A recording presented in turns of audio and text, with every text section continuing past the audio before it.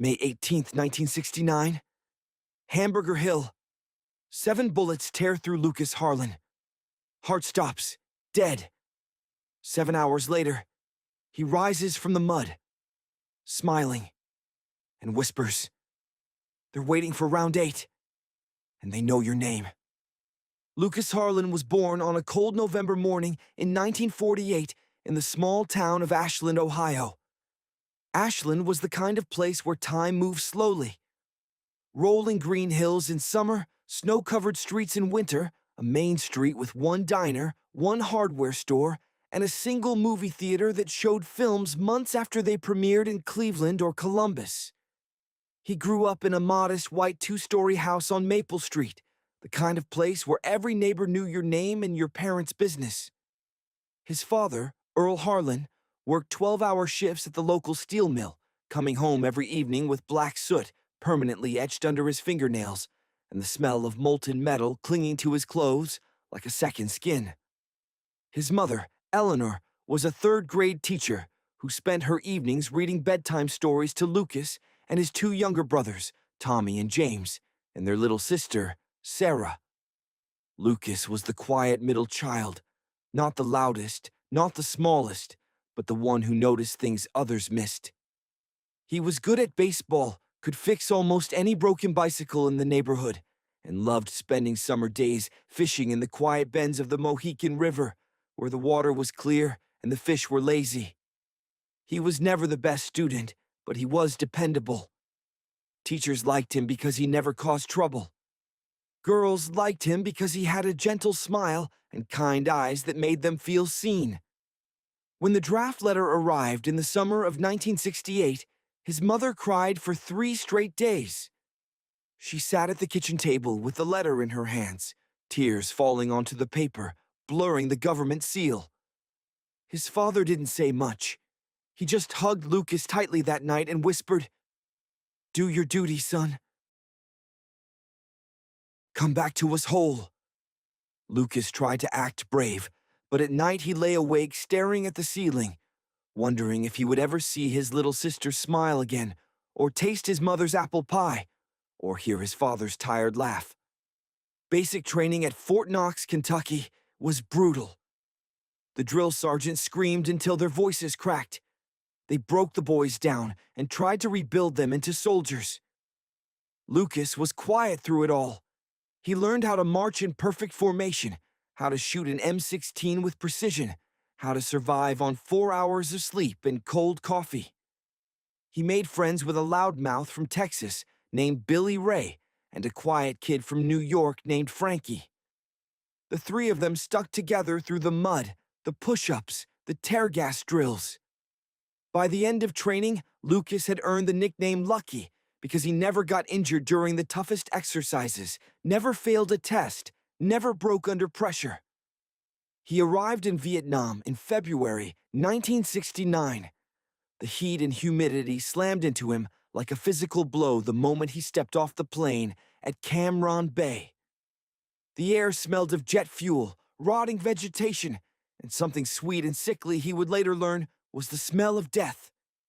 He was assigned to Charlie Company, 3rd Battalion, 187th Infantry Regiment, 101st Airborne Division, the legendary Screaming Eagles. His first weeks were pure hell. The jungle was alive in the worst way. Constant rain turned the ground into red-sucking mud that could pull a boot right off your foot. Leeches crawled into every crease of your body. Malaria, dysentery, and the ever-present fear of ambushes and booby traps made every day feel like a month. But Lucas was lucky. He survived his first patrol. He survived his first firefight when his squad walked into an NVA ambush. He survived a bout of malaria that left him shaking and delirious for 5 days. The men in his platoon started calling him Lucky Lucas, with a mix of respect and envy. He became the guy everyone wanted on their fire team. Billy Ray would slap him on the back and say, "You're our rabbit's foot, man. Don't die on us." Frankie would just nod silently, grateful to have someone reliable beside him in the dark. Then came Hamburger Hill. The hill was officially Hill 937. The soldiers called it Hamburger Hill because the fighting was so brutal that the men were ground up like meat in a grinder. The North Vietnamese army had turned the entire hill into a fortress. Bunkers, spider holes, machine gun nests, trenches carved into the steep slope. Triple canopy jungle made air support almost useless. The rain never stopped. The mud was knee-deep in places. It was hell on earth. The assault began on May 10th, 1969. It was supposed to be a quick operation to clear the hill. It turned into one of the bloodiest, most controversial battles of the entire war. Day 1. Charlie Company moved up the slope under heavy fire. Lucas saw his first friend die. Billy Ray took a bullet to the throat and never made a sound. Day 2. They were pinned down for 18 hours. Day 3. Lucas took his first wound, a graze to the shoulder. He laughed it off and kept moving. Day 4. The NVA counterattacked at night. Lucas killed his first enemy soldier up close, a young NVA boy who couldn't have been older than 18. He didn't sleep for 3 days. After that, Day 5. The fighting became insane. The NVA were fighting like they were protecting their own home. Harlan's squad was pinned down for 14 hours. When they finally broke through, he was the last man standing in his fire team.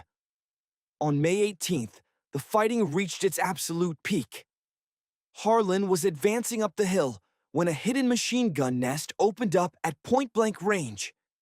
He was hit by 7 bullets in less than 3 seconds, 3 in the chest, 2 in the left leg, 2 in the right arm. He fell face first into the red mud. His heart stopped beating. Medics reached him, checked for a pulse, and pronounced him dead on the spot. They covered his body with a poncho and moved on, leaving him among the other corpses. 7 hours later, as the sun was setting behind the shattered trees and the rain was still pouring down, a soldier from another platoon saw something that would haunt him for the rest of his life. Lucas Harlan stood up. His wounds were completely gone. No blood, no scars, no holes in his uniform. He was smiling. A calm, peaceful smile that looked completely wrong on a battlefield soaked in blood. He picked up his rifle, wiped the mud off it, and said in a perfectly normal voice, "Round 7, let's take this fucking hill." The men around him froze in terror. Some started crying, others dropped their rifles. Harlan walked forward like he was taking a Sunday stroll. He single-handedly destroyed 3 machine gun nests, saved his entire company from being overrun, and personally killed 14 NVA soldiers in close combat. At the end of the day, he was hit again. This time by an RPG that should have torn him in half. He died a second time. The next morning, he stood up again. This pattern repeated 7 times over the next 10 days. Each death was more violent than the last. Each resurrection was more impossible. With every return, Lucas became stronger, faster, and more knowledgeable about things he had no way of knowing. Exact enemy positions, incoming artillery times, the names of NVA soldiers he had never seen. He began talking to the hill itself. "The hill likes me," he said with a smile after his 4th death. "It doesn't want me to leave yet. It has plans for all of us." On the 10th day, after the 7th and most gruesome death, Lucas Harlan simply walked off the hill alone. He left his rifle leaning against a tree. He left his dog tags hanging from a branch. He was never seen again. The survivors of Hamburger Hill still talk about him in hushed voices at reunions. Some say they see him in their dreams, standing on the hill at night, smiling, waving them to come back. "The hill is still hungry," they whisper. "It wants more of us." The hill never let him stay dead. And some nights, If you stand on what remains of Hamburger Hill, you can still hear him laughing softly in the wind, calling your name, asking if you want to play round 8. On the 10th day, after the 7th and most gruesome death, a barrage of artillery that shredded his body into unrecognizable pieces, scattering fragments across the blood-soaked slope. Lucas Harlan simply walked off the hill alone. He left his rifle leaning against a shattered tree stump, the barrel still warm from the final shots he fired. He left his dog tags hanging from a low branch, swaying gently in the wind like a forgotten wind chime. His footsteps faded into the mud, and he was never seen again. Or so the official reports claimed. The survivors of Hamburger Hill still talk about him in hushed voices at reunions, their faces lit by the glow of beer cans and campfires. They gather every May in small towns across America, VFW halls in Ohio, backyards in Texas, swapping stories that grow taller with each passing year. Lucky Lucas wasn't lucky. One veteran, now in his 70s with a trembling hand, would say, "He was cursed. The hill took him piece by piece and gave him back wrong." Another would lean in, eyes distant, and add, "I saw him after the 6th death. He looked at me and said my wife's name. She wasn't even pregnant yet. How did he know?" Some say they see him in their dreams, standing on the hill at night, smiling that calm, otherworldly smile, waving them to come back. "The hill is still hungry," they whisper. "It wants more of us." The dreams are always the same. The rain pouring, the mud sucking at their boots. Lucas extending a hand, his eyes glowing with an unnatural light. "One more round," he says in the dream. "The hill needs players." But the real mystery began years after the war ended. In 1975, as Saigon fell and the last helicopters lifted off, a pilot evacuating refugees reported seeing a lone figure on a distant hill in the Central Highlands.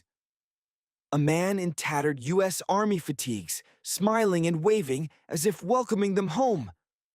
The pilot circled back, but the figure was gone. He looked happy. The pilot later told investigators, like he knew we were leaving, and he was staying. In the 1980s, Vietnamese locals started whispering about a ghost American haunting the old battle sites. Farmers near what remained of Hill 937 claimed to see a tall, pale man walking the ridges at dusk, laughing softly to himself. One villager, an old woman who had lived through the war, said he spoke to her once. "Tell them round 8 is coming. The hill is ready." She swore his eyes were the color of the red mud, and when he smiled, the ground trembled slightly. The U.S. Army dismissed it as folklore. But in 1994, during a joint U.S.-Vietnamese MIA recovery mission, a team of archaeologists unearthed something impossible on the hill's summit. Buried under layers of mud and overgrowth, they found a circle of 7 M16 rifles, arranged like spokes in a wheel. In the center was a single dog tag, Lucas Harlan's. The tags were pristine, as if buried yesterday. But the real shock came when they carbon dated the soil around it. The burial site was disturbed only weeks earlier. One of the American team members, a historian named Dr. Emily Reed, later reported strange occurrences during the dig. "We heard laughter in the wind," she wrote in her report. "And at night, the ground felt warm, like it was breathing."